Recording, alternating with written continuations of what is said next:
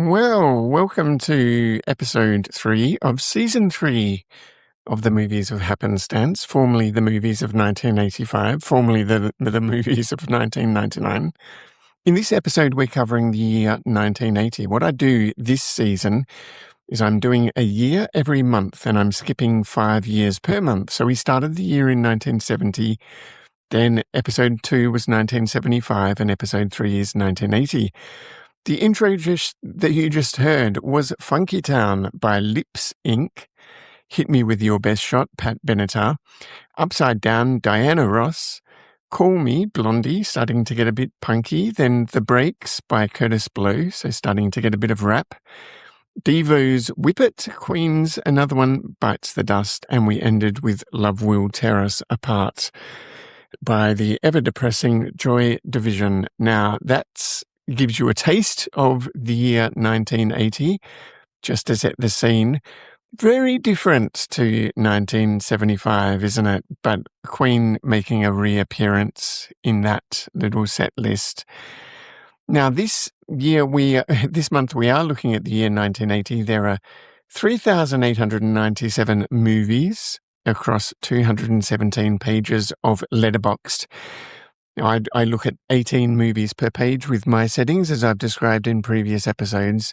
There will be a link in the show notes to take you to Letterboxd so that you can browse and see the movies that I'm seeing. Now, let's just have a look. If you follow that link, you will see a grid of 6x3 or 6x3 or 3x6 movies. And the first one is The Empire Strikes Back, at least the way that I'm looking at it. Now, before I get into these movies, because basically what I do is I'm going to select around about 8 movies for me to watch this month and to come back later and report to you on. But I'm not allowed to select movies that I've seen before, such as The Empire Strikes Back. But we've set the scene with music. Let's just set the scene with what was happening in the world in 1985. So let's just have a look at that. So the Iran hostage crisis dominated the national psyche all year, with 52 Americans held captive, yellow ribbons on every tree. ABC's nightly day count show, which became Nightline.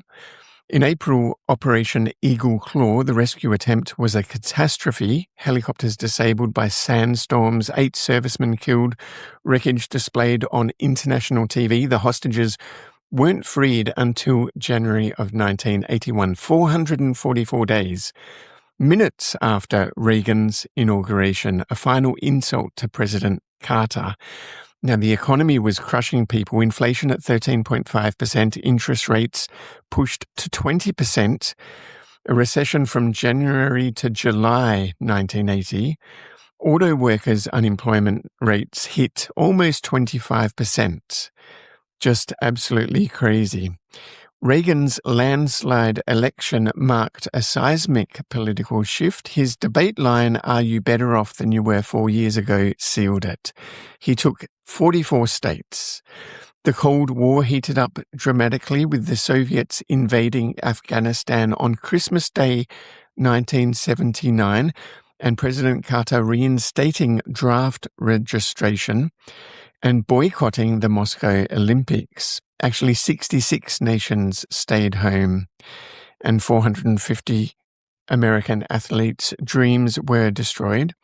Carter called it the most serious threat to peace since World War II. Now, I wonder if anyone else is invading countries and going to war in the year 2026. Saddam Hussein, of course, launched the 8-year Iran-Iraq War in 1980. Mount St. Helens exploded in May 1980, the largest landslide in recorded history, with the blast hitting 670 miles per hour and blowing 1,313 feet off the mountain. The ash plume circled the globe for 15 days. I don't remember that from my childhood, but it must have been visible if it circled the globe.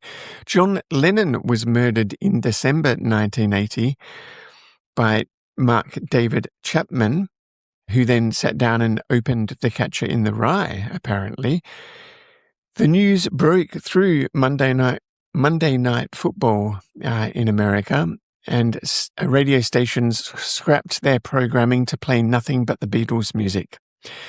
Over 200,000 people gathered in Central Park for 10 minutes of silence. This was really experienced as the death of 60s idealism.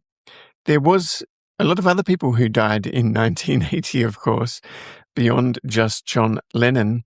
Famous people including Alfred Hitchcock in April, Peter Sellers in July, aged only 54 years old, with Being There, his final movie, which I really enjoyed.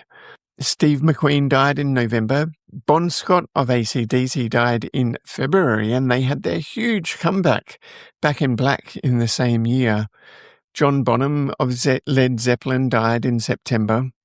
Jean-Paul Sartre, philosophy, died, with 50,000 Parisians lining the streets, and many more famous people and millions of other people, of course. The miracle on ice happened in February at Lake Placid, with the US hockey team beating the Soviets after a 21-year drought. So there you go. That was apparently big if you're into ice hockey. Music, the Talking Heads, Joy Division, all sorts of things. AC/DC's big comeback, Bruce Springsteen, The Clash's London Calling, disco was dying, hip-hop was born. So a bit of a transitory year. Blondie's Call Me became the number one song of the year. That was the soundtrack to American Gigolo. Television was a shared national experience, with all three networks commanding almost all viewing. So it was before videotape and VHS was widespread. Who Shot J.R. Dallas? That was drawing 83 million viewers, even more people than voted in the presidential election that year, which is absolutely crazy when you think about it. Technology was in a bit of a liminal space. Pac-Man debuted and took in over $1 billion worth of quarters in its first year. The Sony Walkman arrived and created a big shift in how people listen to music. The VHS had won the format war, but still VCR penetration was very low. So most people watched the movies in cinema and watched television live, but that would change in coming years. The IBM PC wouldn't even arrive until 1981. There was no internet, no cell phones. It was really old technology. So that sets the scene for the year 1980, doesn't it? Now let's go back to Letterboxd. So there is that link in the show notes. And if you go and have a look, you've got to sort of click on the eyeball to get exactly the same view that I get. So you've got to filter out short films, TV shows, documentaries, and unreleased films. But if you do that, and if you're viewing that 6x3 grid of 18 movies, you should be seeing The Empire Strikes Back, The Elephant Man, The Shining, all in the first row. And I've seen all those movies before. Now, I want to choose movies that I've never seen. And in the first row, I see a Japanese movie called Kagemusha, which is a movie by the director Akira Kurosawa. This looks like a 3-hour war epic, and I kind of don't want to do another one after seeing Ron in 1985 and Dodeshkadan back in January, which was another Kurosawa movie. Now, of course, you know, he's famous for his epics, and I've seen a few of them. I don't have the appetite for seeing another one so soon after Dodeshkadan, and Kagemusha isn't his best, so I'm going to skip over this one, and I'm really going to try and do this as quickly as possible. Now, the next movie on the top, like the top row, is Raging Bull, which is a Martin Scorsese Robert De Niro movie. Now, this is a 3-hour movie too. Robert De Niro, to me, is almost unrecognizable with his curly hair in this movie and his beat-up face. It does get 5-star reviews. I'm going to add this one to my list just so that I can be a bit of a Scorsese De Niro completionist. So that's my first one for the movies of 1985. The next one is called Pixoto. Now, this is a movie from Brazil, and it's about the favelas in Sao Paulo, I think, in Brazil. Now, the biggest, like the first 5-star review says it's a stunning piece of work that should be essential viewing for every cinephile, which is, it sort of makes me perk up and pay attention. It's a criminally underseen masterpiece. But then this review goes on to say that it's courageous filmmaking where it's merciless and unforgiving. It's about the slums. There's, a lot of the kids that are in it are just kids that lived in the slums. They weren't actors or anything like that. It's not an easy movie to watch. Horrifying reality of Brazilian culture.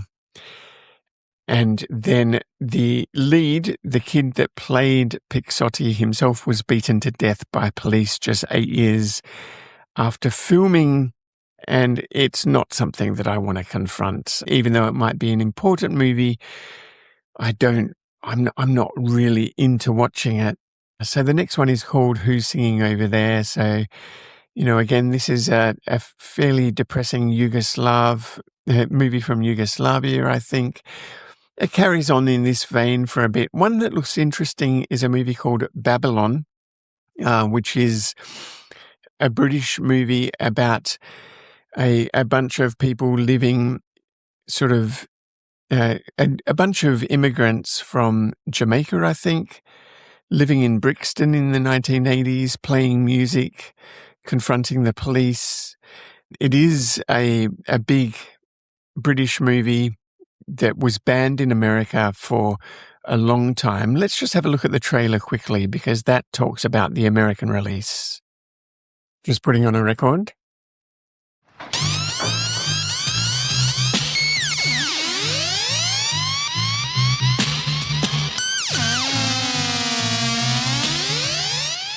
Never before released in the US, it says. Rated X in the UK.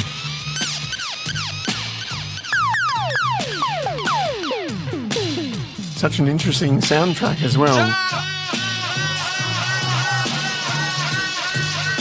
One of the greatest British films.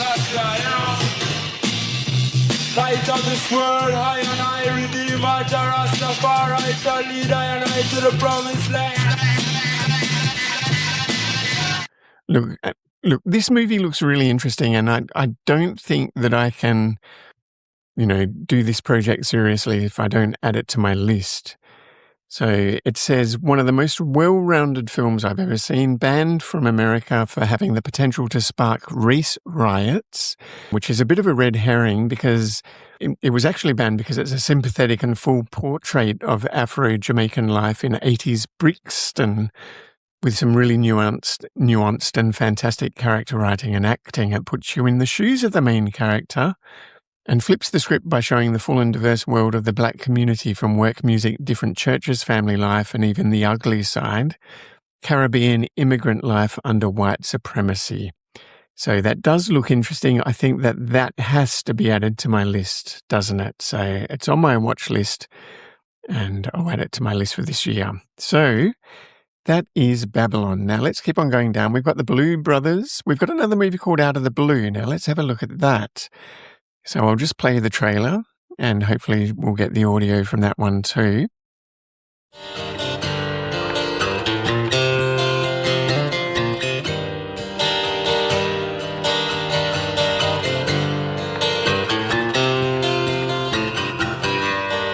From Out of the Blue comes the most controversial movie of the year. Dennis Hopper, the man who defined the 60s with Easy Rider, now takes on the 80s. Out of the Blue.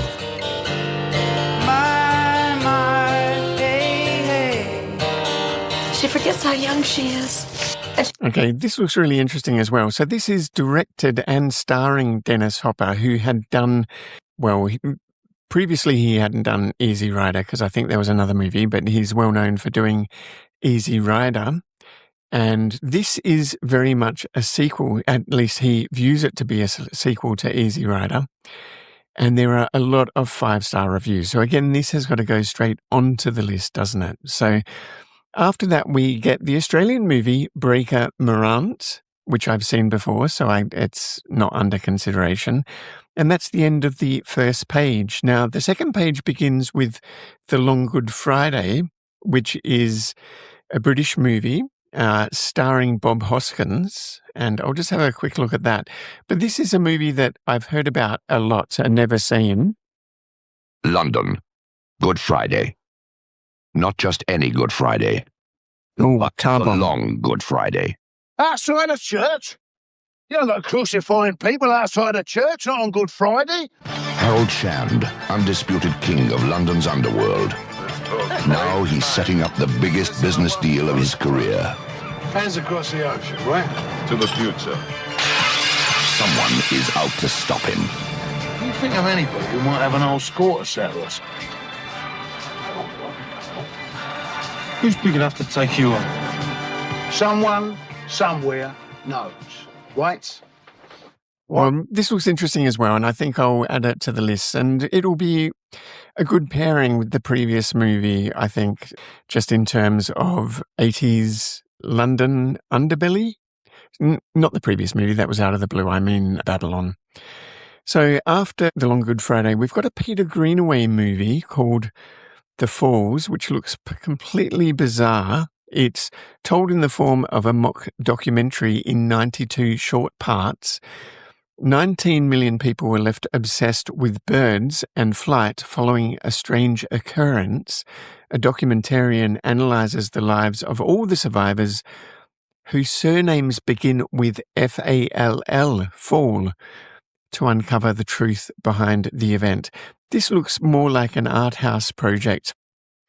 Peter Greenaway makes difficult to watch movies, and this might be probably one of the most difficult to watch. The 92 people represented in this film all have names that begin with the letters F-A-L-L. The names are taken from the latest edition of the Directory, published every 3 years by the committee investigating the violent unknown event. Okay, that that looks a little bit too weird, even for my weird taste. I'll sort of add that one to my watch list, but I won't add it to this set of movies, I don't think. So we're on page 2. I'm going to start sort of skipping over ones that don't look interesting based on their poster. But the first one that really catches my eye is called Dangerous Encounters of the First Kind, which is a bit of a pun on Close Encounters of the Third Kind, isn't it? This movie is from Hong Kong.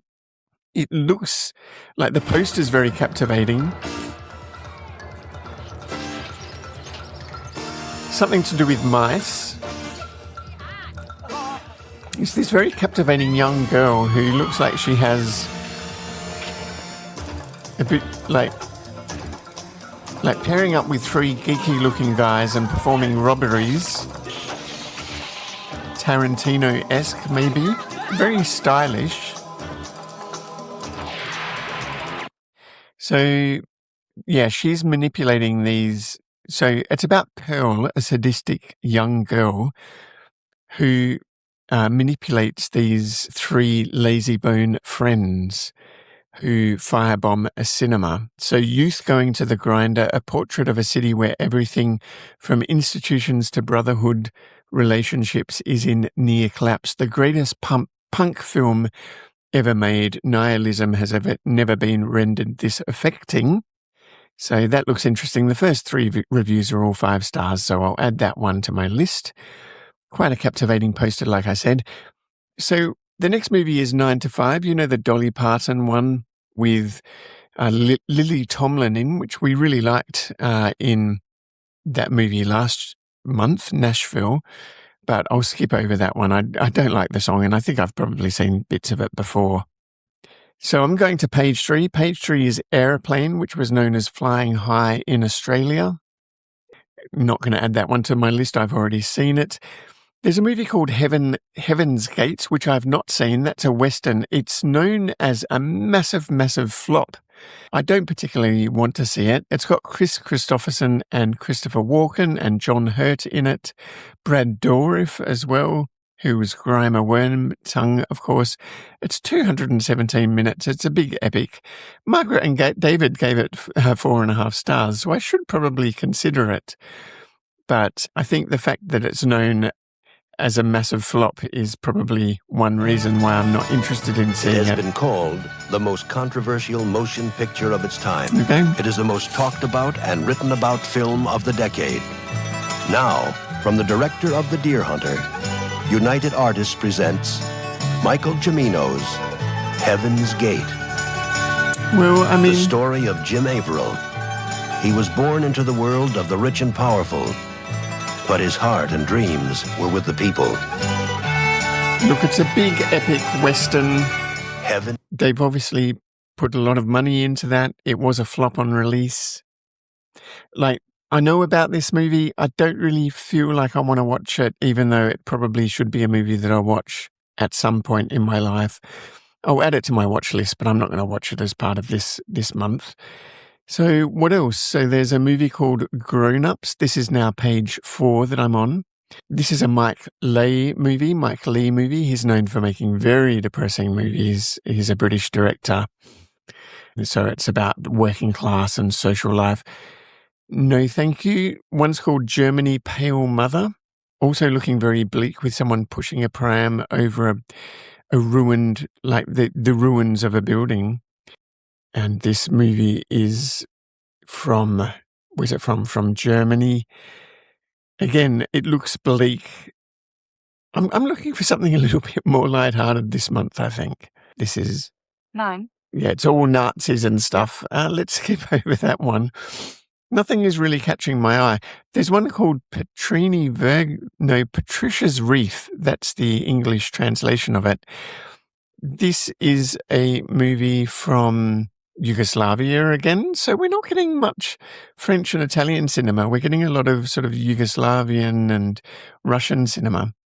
Again, it's set in a small mining town in Serbia. Now, the reason why the poster caught my eye is it's very Twin Peaks, because it's a woman's face, but then where the face would be, it's cut out and showing a landscape, a bit what happens into Mrs. Palmer in The Return, where she sort of opens up her face and this light pours out. That's what it looks like to me.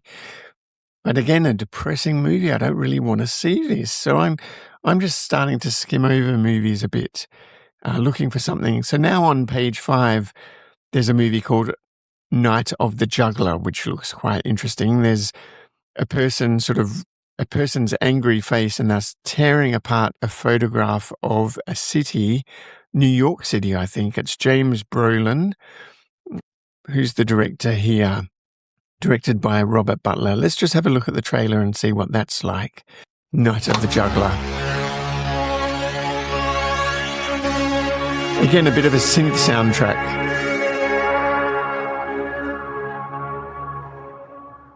Never heard of this movie. You want to see your kid alive again or cut up in chunks of meat? Want $1 million bucks? You know, I'm a cop, just like you, or I was. I'll find the son of a bitch myself. I'll find him.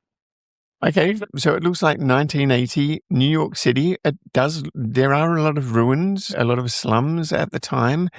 It looks like a hardened cop. So basically a twisted psychotic kidnaps a young girl, mistaking her for the daughter of a wealthy developer.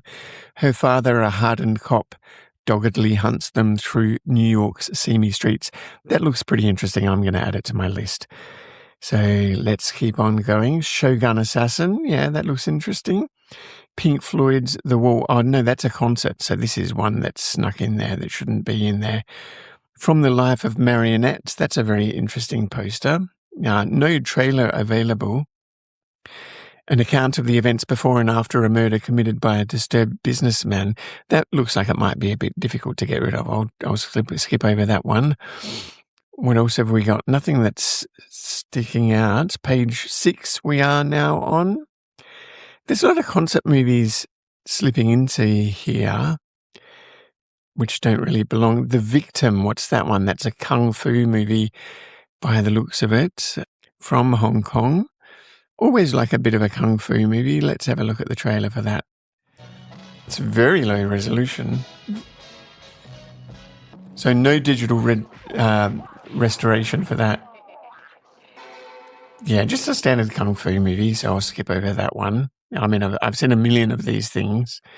City of Women, now that looks interesting. There's a sofa that looks like lips with two women and a man there. Now, this is a Fellini movie that makes it interesting.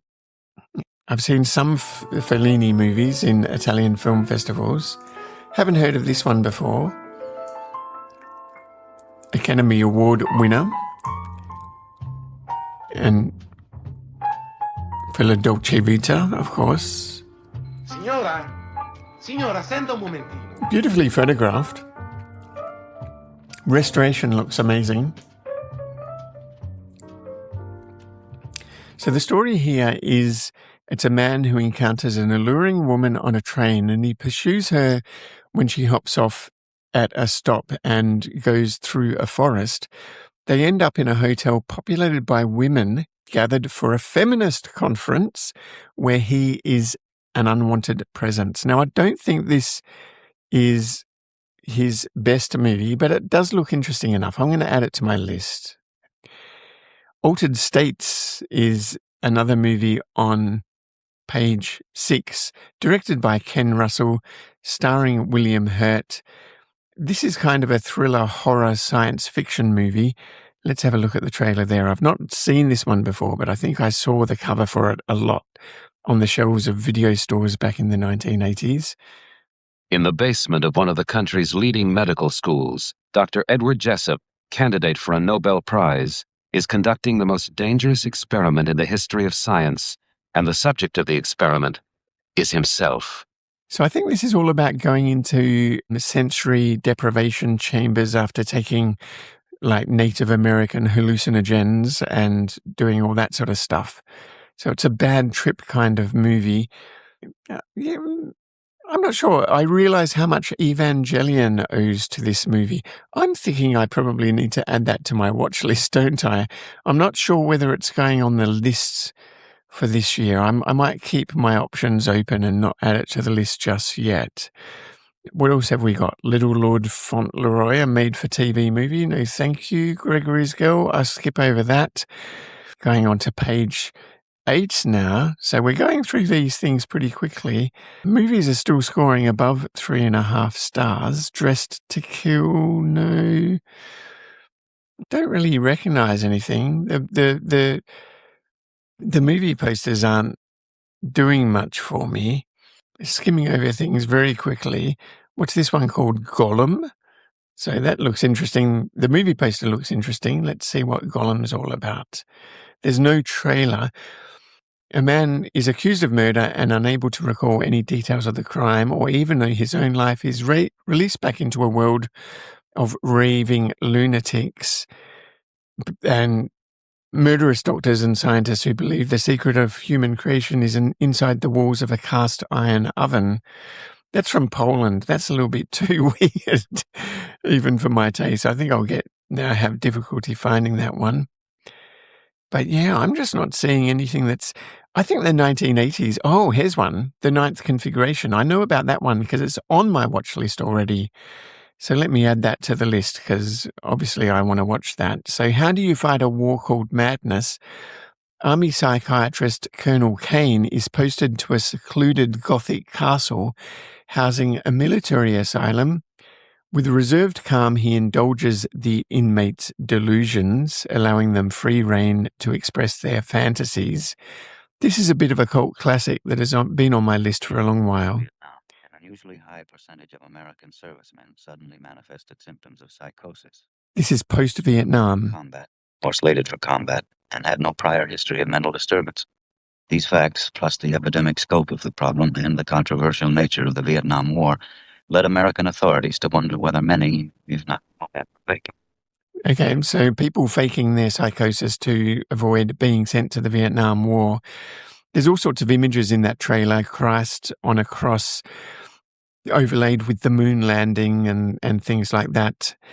I think that it's been on my watch list. I'm going to add it to a movie to watch for the movies of 1980 for this month. Now, what else? Jackie Chan, Young Master. This is on page 9. Let's have a look at the trailer for that. Classic Jackie Chan movie. Of course, we've already seen one.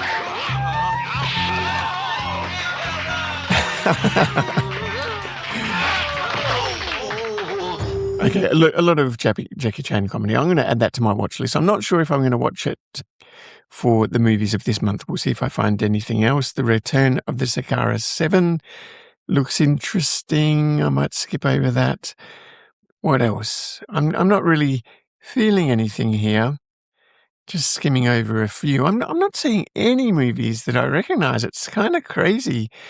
Apart from The Empire Strikes Back and here's one, The Stunt Man. That looks quite interesting. What a captivating poster. So The Stunt Man is a fugitive stumbles onto a movie set where they need a new stuntman. He takes the job as a way to as a way to hide out. It's starring Peter O'Toole as the director of the movie. Roll the film. Marker. Action.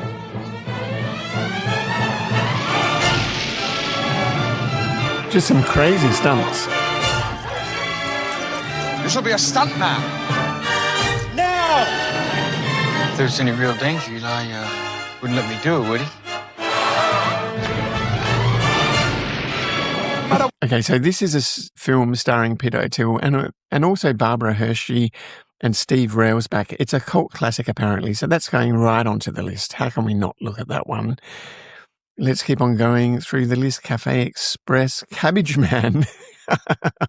I think that's a little bit too cult even for me. This is a Japanese movie. A young man wakes up one morning to find his head transformed into a large cabbage. I think I might skip over that one. There's no trailer. It might be hard to get, and it's a little bit too much on the weird side, even for my taste. Just skimming through titles at the moment.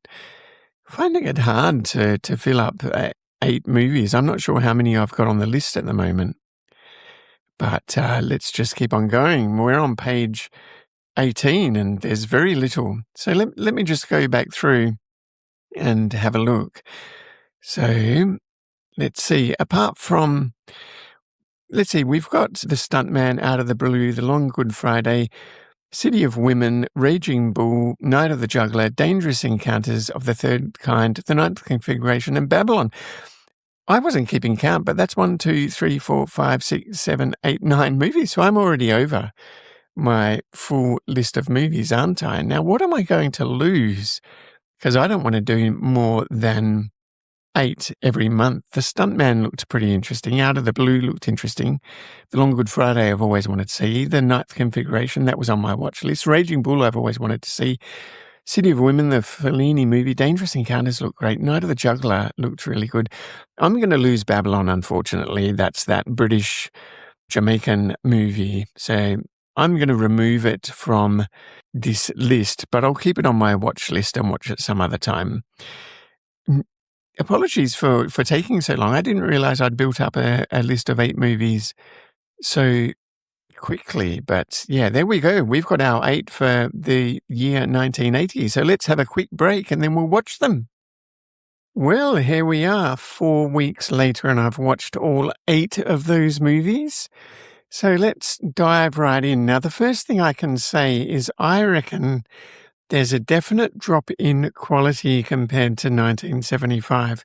Things really seemed to peak in 1975, and now we're back to 1970s standards, or maybe even worse than that. So I didn't rate any of these movies a perfect 5 out of 5, and I think I did 2 movies in 1975, so that was a bit of a disappointment that I didn't discover a new 5-star movie, but I did enjoy most of these, so let's go through them one by one. The first movie I watched was The Stunt Man. That's directed by Richard Rush from the USA. I gave it 3.5 stars. This movie is about a fugitive who stumbles into a movie set just as they need a new stuntman. The old stuntman dies in a stunt gone wrong. The stunt went wrong pretty much because the fugitive stumbled onto the movie set. Anyway, he takes the job as a way to hide out from law enforcement, and he falls for the leading lady while facing off with his manipulative director. In fact, he thinks the director is out to get him.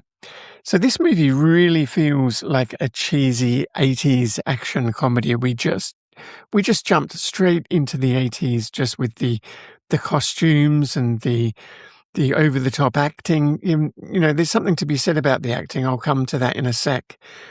All of these crazy lens flare transitions, like they'd just started using some new editing technique. Now, the movie starts with the fugitive, and I should get his name. Let's have a look. He's played by Steve Railsbeck, and the character's name is Cameron. He has handcuffs on, but you know, in a lot of movies, they make a whole thing about people being handcuffed together or whatever, and it takes them ages to remove the handcuffs. He removes the handcuffs in like the first 30 seconds that he's wearing them. It's a little bit silly. There's also some kind of a dog thing going on, so they reference all sorts of, you know, there's dogs doing all sorts of things in the opening scenes of the movie. Now, he plays the stuntman. Peter O'Toole plays the director, and he has a very sort of bombastic theatrical style, the way that he acts.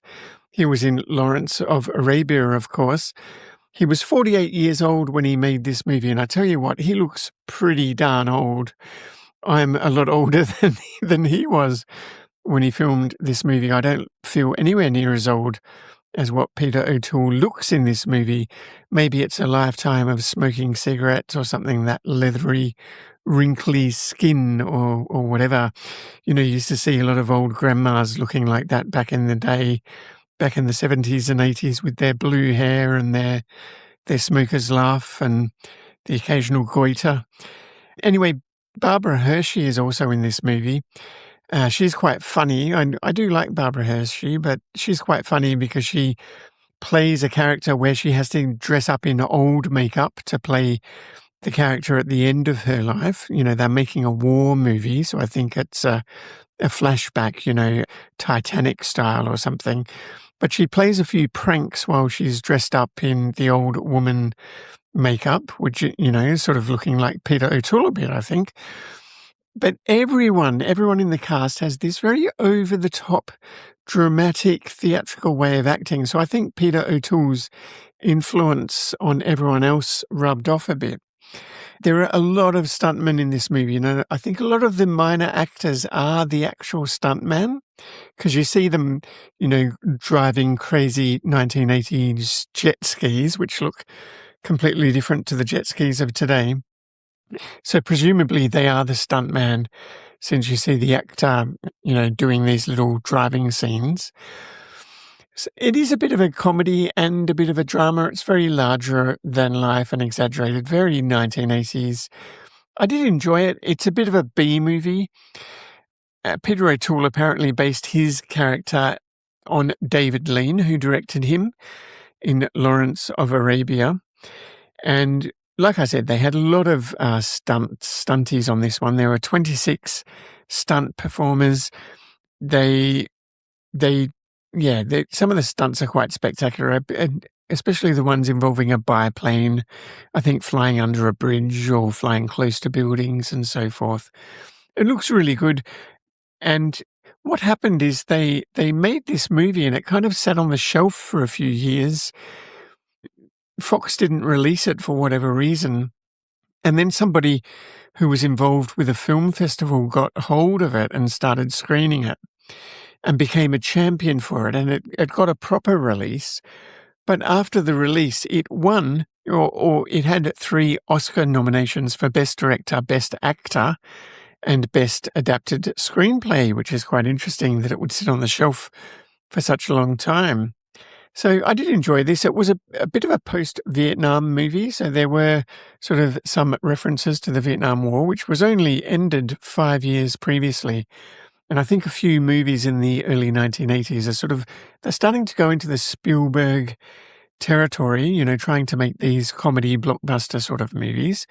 And this is sort of along those lines. But then they're also referencing recent history as well. And it is a very different movie. It was entertaining to watch. I'm glad I watched it. The Stuntman, 3.5 stars.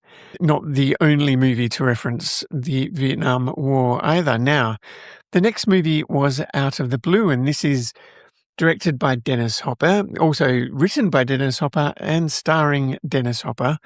I gave this one 3.5 stars. It was also quite full on. Basically, the story here is that a young girl whose father is an ex-convict and whose mother is a junkie finds it difficult to conform and tries to find comfort in a quirky combination of Elvis and the punk scene. Now, Elvis had recently died. I think he died in 1977, you know, on the toilet eating a hamburger or whatever.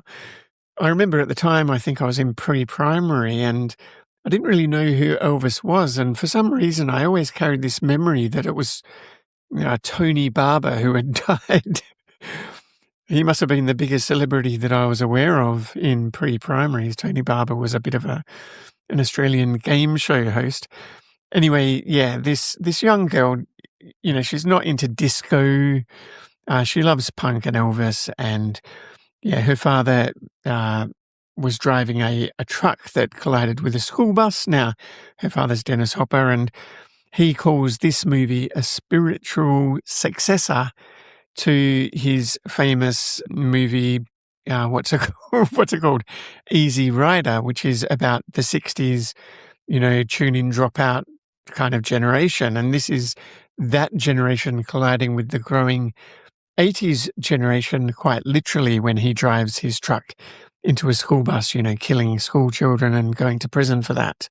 He has a bit of an abusive relationship with his daughter, who is played by, now I need to open up Letterboxd to have a look at this.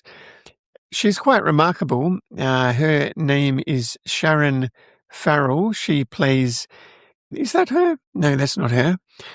Let's have a look. It's Linda Mance is her name. I think she was only about 17 years old in this movie, and she was in an abusive relationship with her father when he returned from prison.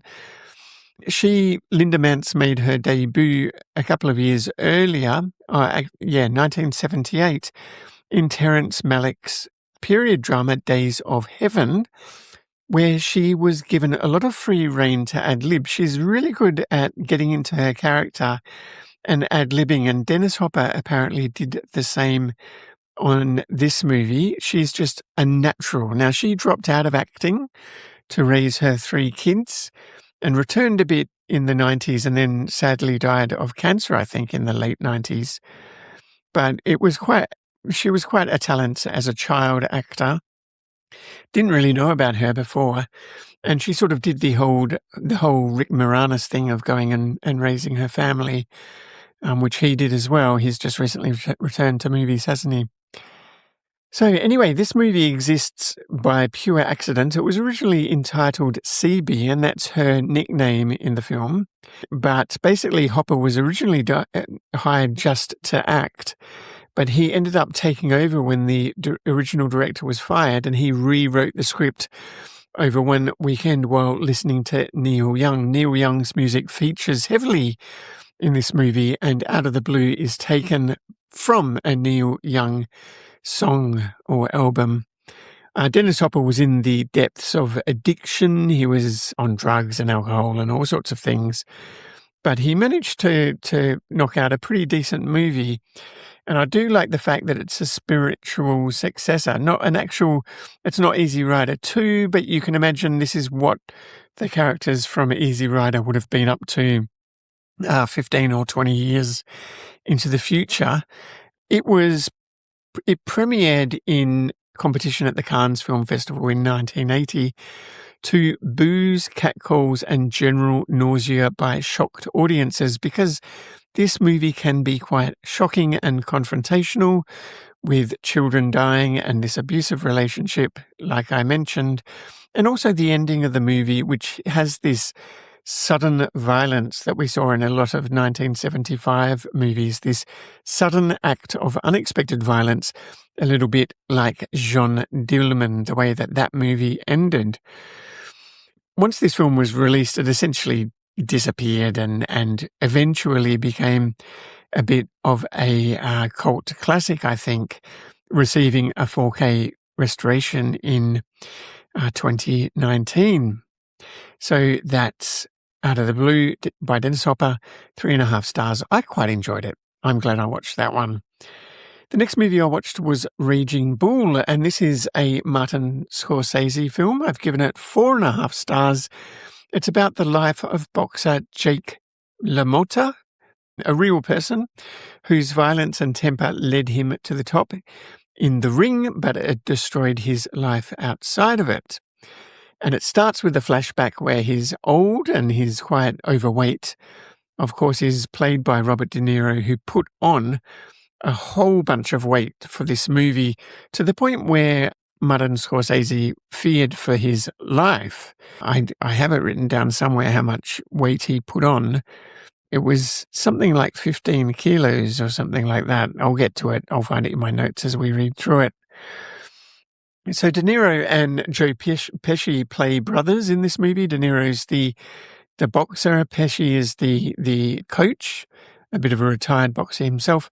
They don't look like themselves because they have curly hair and fake noses, boxers' noses. The movie's all filmed in black and white. That was done partly to differentiate it from all of the boxing movies that are around at the time. No, he put on 27 kilos. Isn't that crazy? 27 kilos, yeah. You can see why Scorsese was worried. But, Scorsese was in rehab. He was in hospital. He was ODing on cocaine and all sorts of things. And he credits De Niro. In fact, a lot of people credit De Niro to saving Scorsese's life. He nearly died from a cocaine overdose, but De Niro visited him in hospital and encouraged him to clean himself up and make this movie that he didn't actually want to make because he wasn't into sports movies, he wasn't into boxing, and he ended up calling this his kamikaze movie. It was kind of live or die. If this movie wasn't successful, he was just going to retire to Europe and make art house pictures for the rest of his career. That was his plan, Scorsese's plan. I'm just pausing to drink, not whiskey, because I'm doing what's it called, parched March. I'm drinking ginger tea of all things. Anyway, yeah, I couldn't stop thinking of Peter Serafinowicz, who does a great Robert De Niro impression if you ever see the Peter Serafinowicz show and his master classes where he gets various actors to come in and teach acting. So his Robert De Niro is quite good. I would recommend that for all movie aficionados, in fact. I got a lot of laughs out of it. De Niro trained with LaMotta himself for roughly 1,000 rounds. Now, he is famously a method actor, isn't he? So putting on almost 30 kilos and then training with the actual boxer who the movie's about, not just doing it for a week or something, but 1,000 rounds. He actually entered 3 real Brooklyn boxing matches and won 2 of them. This is Robert De Niro. You wouldn't think about that these days, would you? So it was quite impressive. Now, all the other boxing movies around at the time were things like Rocky and Rocky 2, but there was a whole lot of copycat movies. But also another reason why Scorsese filmed in black and white is because the blood looked a lot better. They were using chocolate sauce or something like that. Now, Hitchcock used the same trick in Psycho. It just looks better on film than any other sort of blood. It's got the right texture and consistency and so forth. Now, what else? Joe Pesci was a bit of an unknown at the time. He was actually running an Italian restaurant in New Jersey, and De Niro spotted him and then insisted on casting him as his brother in this film. Now, I think at one point they slap each other, and they really properly, like a lot of the slaps and punches in this film are real. Like at one point, De Niro gets Pesci to hit him as hard as he can. He really hits him, right? And De Niro's character, LaMotta, is very abusive of his wives and hits them. And that they're really getting slapped in this movie. I mean, it doesn't pull any punches at all. What's quite funny as well is Jake LaMotta, he sort of ends up being all washed out and running his own nightclub and doing little bits of stand-up comedy that crash and burn and reciting poetry and singing little songs. It's quite a tragic end to that career. To his boxing career, when the real Jake LaMotta saw the finished movie, he broke down in tears and asked his ex-wife, Vicky, was I really that bad? And she replied, you were worse. So there you go. Now, this was featured at the Academy Awards, and they were held just the day after President Reagan had been shot by Joe Hinckley. And Joe Hinckley, who shot Reagan, was inspired and obsessed by Taxi Driver, Martin Scorsese's film with Robert De Niro in. He was obsessed with Jodie Foster, the same way that Travis, is his name Travis in Taxi Driver? The same way that he is obsessed with Jodie Foster's character in the film. So Scorsese, as a result, was surrounded by FBI bodyguards disguised as guests of the Oscars when he attended. Now, Raging Bull had 8 nominations, but it lost Best Picture to Ordinary People. So Ordinary People is a Robert Redford movie, I think, and it was a 1980s movie that is on my watch list, but I decided not to add it to the 8 movies that I was watching this month. So I'll get around to that at some point in the future. Now, this movie only received mixed reviews. It hardly made its money back. But by the end of the decade, critics were voting it the best film of the decade. So there you go. It is a bit of a classic. It is one of these Martin Scorsese's films about broken men. He likes to make these sorts of movies like Taxi Driver. I gave it 4.5 stars. I'm glad I watched it. I should have watched it years ago. I'm a fan of De Niro and Scorsese, but I never got around to watching it. The next movie on my list is Federico Fellini's movie City of Women. Now, I've only given that a measly 3.0 stars, which makes it the worst rated movie. That's basically my low watermark of the 24 movies that I've seen so far this year. Now, it's kind of like an Alice Through the Looking Glass kind of movie, or I would almost compare it a bit to Spirited Away, because it begins with this character on a train, a very dapper Italian gentleman. Now, the name of this actor, he's in a lot of Fellini movies. His name is Marcello Mastroianni. He plays Snapperaz. He has a very distinctive look, sort of greying sideburns and big, thick horn-rimmed glasses, and dressed very well in a suit. He's riding on a train opposite, in first class, opposite this alluring woman with a fur, and he's entranced by her. So when she hops off at a stop in the middle of nowhere, he hops off too and follows her through a forest and through like a tunnel of trees, entering an alternative phantasmagoric world where women have taken power. So that does feel like Spirited Away or movies like that, where you catch a train and then enter a pathway to transport you into another world. Snapperaz kind of represents everything that's wrong with men. He's a bit of a lech and everything, but this is from a male perspective, of course. It's a Fellini movie. He's obsessed with beautiful women in his movies, isn't he? So this is almost like a male fantasy version of feminism. He ends up, after traveling through the woods, he ends up at this hotel, which is populated by women who are gathered for a feminist conference. And they're the only, the handful of men running around are all subservient to the women, acting on their beck and call. And women are putting all sorts of shows, disparaging men and all sorts of things like that. It's pretty on the nose. There's a huge cast of women, hundreds of them, and all sorts of weird, interesting scenes, roller skating scenes and all sorts of stuff. One thing I couldn't get past is the awful dubbing. It's so bad. And I think Fellini was known for this. Now, What's interesting is the role was originally offered to Dustin Hoffman, who I think would have been pretty interesting in this role, but he turned it down because of the dubbing. He said, I will not work in a movie where you're going to do this god-awful dubbing all the time. Please record live sound. Now, we know how well live sound can work. We've talked about that in the past, especially with that Jean Dillman movie last month, which, you know, the sound that they recorded on set is just hypnotic. It's rhythmic. It's amazing. And we also had the word for that when we were looking at Dog Day Afternoon, weren't we?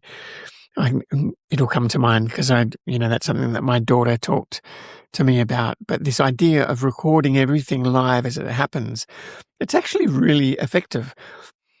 Anyway, what happens is, yes, they're in this hotel. There's this feminist conference on, and it kind of gets a little bit boring after a while. It's like, yes, you're sort of making your point with a sledgehammer. We understand, but they keep on showing all these different scenes and so forth. But it becomes more interesting in the second half when Snapperaz tries to escape from the hotel, and it ends up being a bit like Hotel California. You can't ever leave it, but he wanders around in the forest and partners up with a bunch of young women who are driving cars, and they end up chasing him, and then he enters like a fortress that has been built by a man, and as like a temple to women and all sorts of weird things. But all of those scenes I found a lot more interesting than the scenes in the hotel. And I think I probably was going to rate it a bit more low than 3.0 after watching the first half, but the second half it kind of became more interesting, and I increased my rating to 3.0 after that. Now, this movie was panned by critics. It screened at Cannes in 1980 out of competition and was absolutely savaged by the French film critics, with one headline reading 0 for Fellini. Tarkovsky, the Russian film director who made Mirror that we raved about last month, he was in Rome prepping Nostalgia, which is his next movie after Mirror. And he wrote in his personal diary that this movie was a total disaster. So maybe 3.0 is being kind. I found it reasonably interesting, especially the second half. It looks great. The sets and the costumes and everything are great. So I think I'm probably giving it a bit of a boost for that. I found it interesting enough, but it just wasn't, this again was a bit of a B-grade movie. It just wasn't up to the same standard that the 70s had led me to expect from European movies. Now, the next film on my list is Night of the Juggler. This is a Robert Butler film from the USA. I've given it 3.0 stars, and I haven't. I've given it 3.5 stars. And this is another B-grade action movie set in New York City with James Brolin playing the lead, playing a retired police officer, I think, called Sean Boyd. Cliff Gorman playing Gus Soltic, I think, is the kidnapper, and I think Linda Miller is the young girl who is kidnapped in this movie. It's a little bit like Taken. Dan Hedaya is in this movie. I like Dan Hedaya. I like him in everything that he's in. I really liked him in what's that movie called? That one with the guy with the mole on his head. No, I'm not going to go down a rabbit hole, am I? I think that's where I first really saw who he was. What was that movie called? I'm looking at all of his movies and I'm not seeing it here, but it will come to me at some point. Sorry to bore you with all this. I hate it when something's on the tip of your tongue. He's in Mulholland Drive, it turns out. I really need to find out what it is now, don't I? He was in Dick. That was the movie from 1999 about the presidential candidates. I don't know, but I really like Dan Hedaya. Let's just say that. Mandy Patinkin is in it. He plays the guy in The Princess Bride, the guy that Jules you killed, my family or whatever his line is. So there's all sorts of actors that you recognise. Sorry about that rabbit hole that didn't really lead anywhere. But also this movie is really inspired by a Kurosawa movie called High and Low, which is basically the same plot. What happens is a twisted psychotic, so really taking a leaf out of that Italian genre that we saw in the 70s, where the evil person is just a crazy person. That's their excuse for doing what they do. So a twisted psychotic kidnaps a young girl, mistaking her for the daughter of a wealthy developer, but he actually kidnaps an ex-policeman's daughter as he's walking her to school, a hardened ex-cop, who then doggedly hunts them throughout New York City. A very run-down, seedy 1980s New York City with lots of slums and destroyed buildings and all sorts of like graffiti, and it just looks trash. But that's what the real New York was like in the 80s, wasn't it? And watching this chase through the streets of a busy metropolis like New York City is quite interesting. You don't really see that in movies very much. A lot of car chases would be filmed in California and San Francisco or something like that. But car chases on that gridlocked New York City streets is just something altogether different. And it's just quite interesting to watch those chases. Now, the father, and played by James Brolin, his name was Sean. He basically spots the kidnapper in the act of kidnapping his daughter, and things immediately go to a massive chase. He's basically always hot on the heels throughout this movie. It is really quite interesting how it's not like he's separated from his daughter by too much distance. He's always got her in sight or has a rough idea of where she is, and he's always on the chase. He, in turn, is being chased by an actual policeman who, and that's the Dan Hedaya character. He's a cop who has a bad relationship with this ex-cop. Something happened earlier in their careers. And so he's chasing the dad, who's then chasing the crazy guy. And that's pretty much what the movie is. So lots of amazing chases through New York City, lots of cool stunts, very much a B-grade movie that became a cult classic in a similar way. It screened in theaters in the US for about a week and then vanished and was impossible to get hold of. Quentin Tarantino was a massive fan, and they did a 4K restoration and premiered it not too long ago.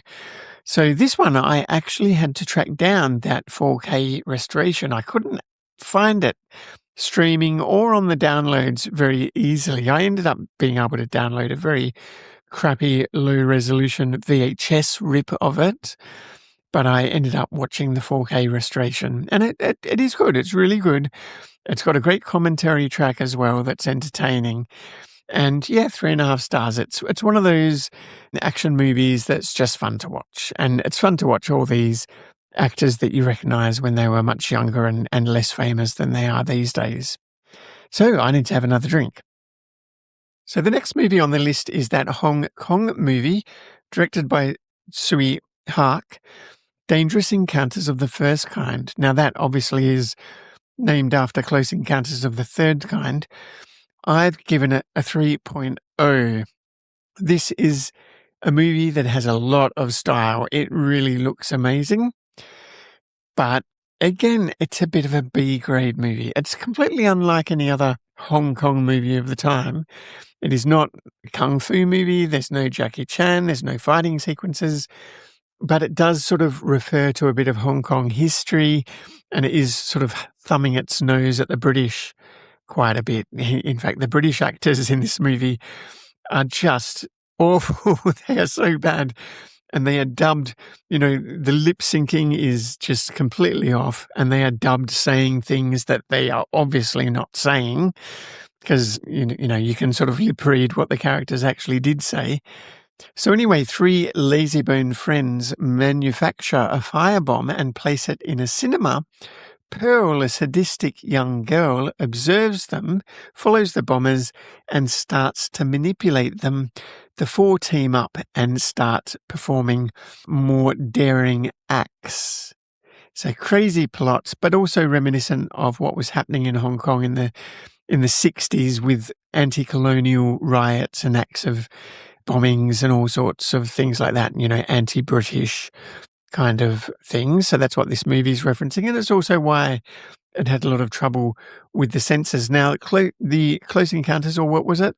Dangerous Encounters of the First Kind, is explained in a little card as the movie opens, because it refers to Article 3 of a 1956 Hong Kong law classifying explosives as dangerous objects of the first kind.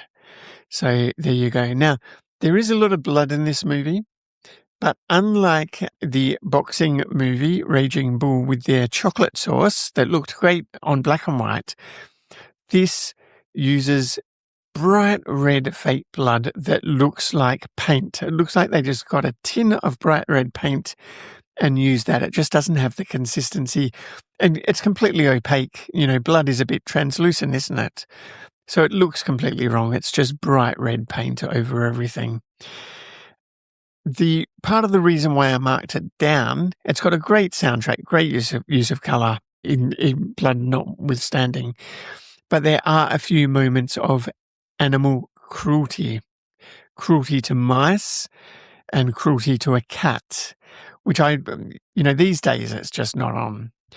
Back in the 60s, 70s, 80s, 90s even, there was a lot of this in movies, especially cruelty towards horses, which was almost normalised. We talked about this in the past. A lot of westerns and things would use tripwires and things to make horses tumble over and injure themselves, often to the point where they had to be killed, which is awful. And watching this young girl, obviously it's part of a character that she tortures her pet mouse, but the actress is actually torturing the mouse. It's not something that's faked for the movie. So that's it's not nice to watch. I wouldn't recommend that people watch the movie if they're at all squeamish.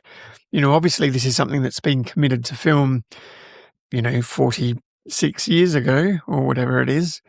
It doesn't mean you should never watch the movie. I don't know. I always find that a hard decision to make.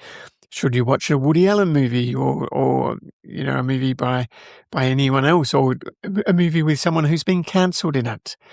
That for me, I do still want to go back and watch these things. They do exist in the zeitgeist or, in our history. It's just, obviously, it's uncomfortable to watch. So the original cut of this movie was immediately banned by British colonial censors in Hong Kong.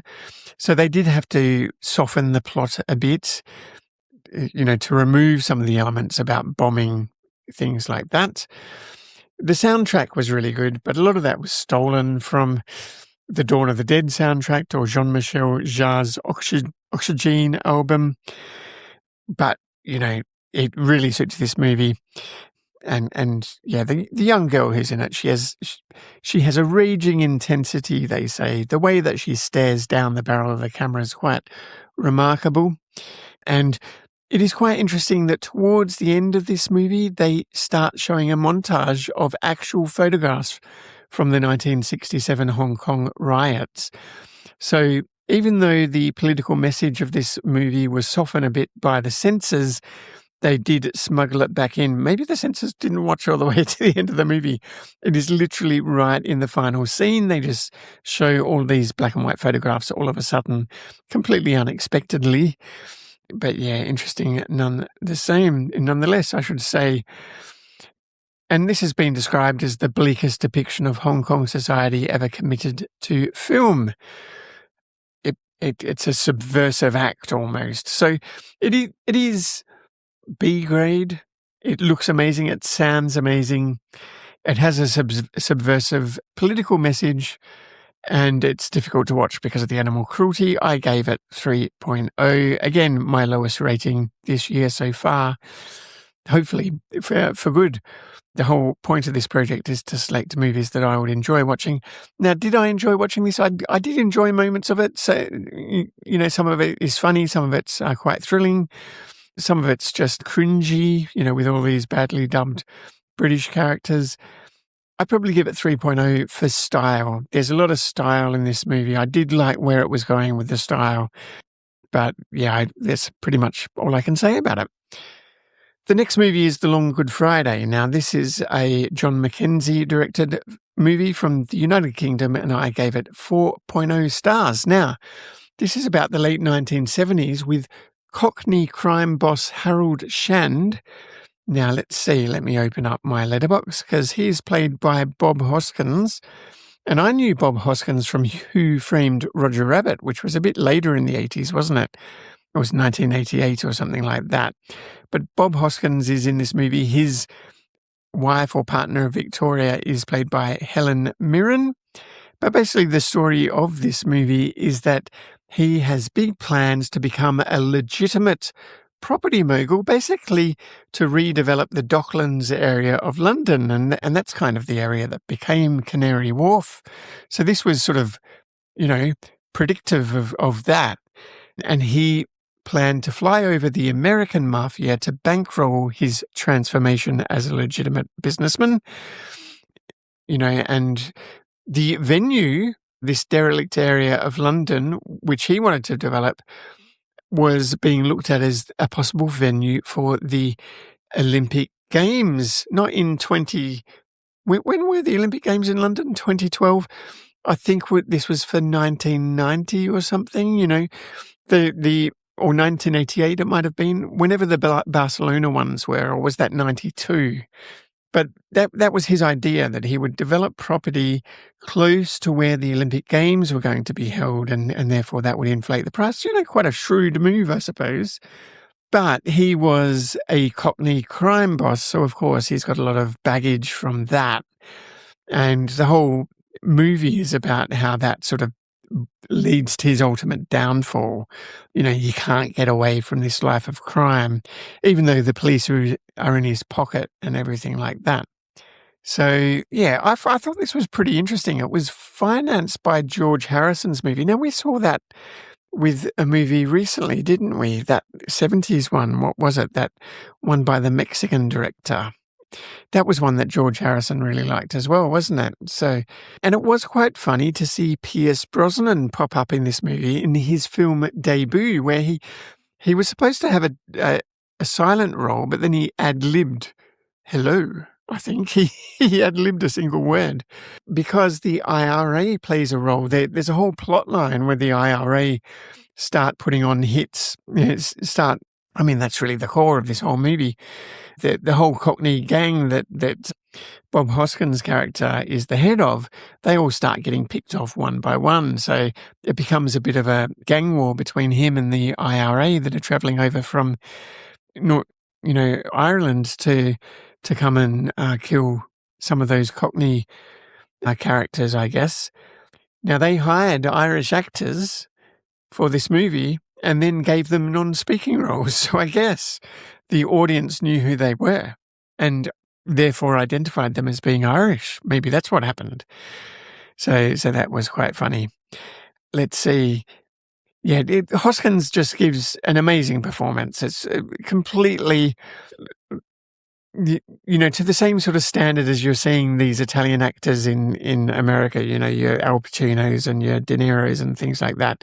He gives such a wonderful performance in this movie as this crime boss, just so authentic and interesting, and he's being betrayed from within and all of that sort of stuff. He's trying to lead a normal life, and he keeps on getting pulled back into it. And, all of the different gangs in the East End of London have sort of had this truce going on, a bit like The Godfather. So all the heads of the different families and things, at one point he brings them all in to an abattoir or whatever, and hangs them all upside down from meat hooks to interrogate them, to find out who it is that's killing his men. It's just really, really interesting and really wonderful. I quite enjoyed this movie. It's a movie that I probably should have seen before as well. I'd heard of the title a long time ago, The Long Good Friday. Of course, this is set over Good Friday, and this coming Friday, of course, is Good Friday, the Easter long weekend. But The Long Good Friday was a play on The Long Goodbye, an American sort of noir movie, I guess. So they deliberately titled it that way just to get, I guess maybe just to get some exposure for this movie, just to have a similar sounding name. Anyway, yeah, that was The Long Good Friday. 4 stars. I could almost bend to giving that 4.5 stars after having spoken about it and thought about it again. What do you reckon? Should I do that? I do feel like it's a 4.5 star movie, comparing it to Raging Bull, which has the same kind of performance driven like heart of it. I reckon it deserves 4.5 stars. There's one for the books. I'm changing my rating. I'm just going into Letterboxd to change my rating as well. I really do think it deserves it. Now, I've done almost all of the movies apart from the last one, which maybe is another B movie, and maybe it's another spiritual successor as well. But this is the very interesting The Ninth Configuration. Now, The Ninth Configuration is quite difficult to classify. And again, this is another movie this month which is directly related to the Vietnam War that only ended 5 years ago. Because the plot of this movie is that Army psychiatrist Colonel Kane is posted to a secluded Gothic castle housing a military asylum. Now, this Gothic castle, it's a real freaking castle in the middle of the US somewhere, just in the middle of nowhere. It looks amazing, and the whole movie's filmed on location. So with a reserved calm, he indulges the inmates' delusions. Now, the inmates of this hospital are people who were serving in the Vietnam War but have been declared insane. Are they faking it? Or did they actually go insane because of what they saw in the war? It's all left up to our imagination. We never really learn that. It is a little bit One Flew Over the Cuckoo's Nest in that sense. Inmates running the asylum, that sort of thing. It does have a lot of fantasy sequences. A lot of the characters play, they think they're somebody else. It's quite funny at the beginning when the Colonel Kane arrives. He's the army psychiatrist, and he meets the doctor on the scene, who ends up being an inmate who stole the doctor's uniform off the real doctor, who walks in without his pants on because the inmate's wearing them, and all that sort of stuff. The performances are really good in this movie. They're really quite convincing. They don't play it for laughs or anything like that. They treat it very, very seriously, but it is a bit of a black comedy. I wouldn't say it's a horror movie, even though it's written and directed by the guy who did The Exorcist. Now, let me just have a look, because that's where the idea of this being a spiritual successor. This is not The Exorcist 2. I think The Exorcist 2 does exist and was maybe directed by somebody else. This is William Peter Blatty that directed this one. He's got 2 movies to his name, The Exorcist and The Ninth Configuration. And he wrote them as well. And the idea of this is that I think he views The Exorcist and The Ninth Configuration both as movies about religion that are telling the story of religion from opposite views. The Exorcist telling it from the point of view of evil, like evil has to exist for religion to exist or for God to exist. And The Ninth Configuration is basically telling it from the point of view of miracles, I think. Miracles or proof of God's goodness is another way of approaching, I guess it's almost a philosophical take on what is religion, what is goodness, and all that sort of thing. So it opens with a full song. We sort of open very slowly. It's raining. It's in the evening. We see a foggy castle in a valley with a military checkpoint in front of it, which is quite a striking image to begin with. Gets you thinking, what on earth are we in for here? And there's this full song called Back to San Antone, which plays over the opening credits. That's very interesting. I'm just... that's fine. I'm just starting to hear things in my headphones, but that's fine. I've muted that. Where was I? So yeah, that's how the movie starts. There are all sorts of things that go in this movie. It's a bit like Catch-22 as well, I suppose, or MASH even. People trying to get out of the war, but being unable to get out of the war, or only being able to get out of the war by faking insanity.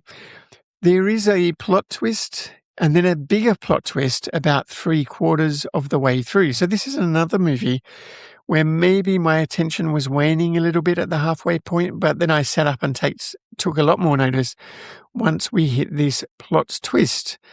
Really interesting ending as well around a St. Christopher's medal. And there was a fantastic dream sequence in this movie as well, where we see an astronaut. So this was another thing in The Exorcist. In The Exorcist, I don't think I've ever really seen The Exorcist, but Linda Blair, is it Linda Blair? There's an astronaut for some reason, and she says to him, "You're going to die up there." That astronaut from The Exorcist is one of the inmates of the asylum, because he chickened out of being an astronaut because he thought he was going to die in space. So he becomes one of the central characters of the movie. That ties the two movies together, The Exorcist and The Ninth Configuration. One of the most interesting dreamlike sequences of the movie is when he imagines himself on the moon planting the American flag, and then looks around to see Christ on the cross on the surface of the moon. It's quite a striking image as well. And they filmed it. I can't even figure out how they filmed that, because it looks quite authentic, the way that the flag is moving in the low gravity environment on the moon. It looks pretty convincing. This movie was filmed... the film was shot in Budapest. Is that what it says? No, that can't be right, because I'm sure this castle was in the US, but maybe it wasn't. And I'm getting information from different sources. But yeah, it looks like maybe it was filmed in Budapest, and that was one of the conditions of financing. We've seen that in other movies in the past as well. Some of the movies in 1985. Let's see. So I think that's pretty much... So a lot of the actors who were in The Exorcist and in other horror movies reprise their roles or play similar roles in this movie. And like I said, I really like the performances. But that's pretty much all I can say. This movie did win the Golden Globe for Best Screenplay, beating The Elephant Man and Ordinary People and Raging Bull. And it was also nominated for Best Picture and Best Actor at the Golden Globes. But I bet you've never heard of it. I mean, it's not really famous or anything at all, is it? But I really enjoyed some of the philosophy of it. I liked the last quarter of this movie after the big plot twist as well. It was a movie that I probably thought about more after watching it. And one of the critics called it the finest large-scale American surrealist film ever made. So if you know me and you know my taste in movies and some of the ones we've seen earlier this year, surrealist movies do appeal to me, and all of those dream sequences and those sorts of things do appeal to me too. So that's it. That's the end of episode 3. That's the end of the 1980s. We'll be around next month for a look at 1985s. So not the end of the 80s, the end of the year 1980. So we'll be jumping 5 years into the future. Until then, I'll leave the final words to John Lennon, who did tragically lose his life this year in 1980. Until next week, I'll see you at the movies. Our life together is so precious. Together we have grown. We have grown. Although our love is still special, let's take a chance and fly away somewhere alone. It's been too long since we took the time. No one's to blame. mind, no time flies so quickly.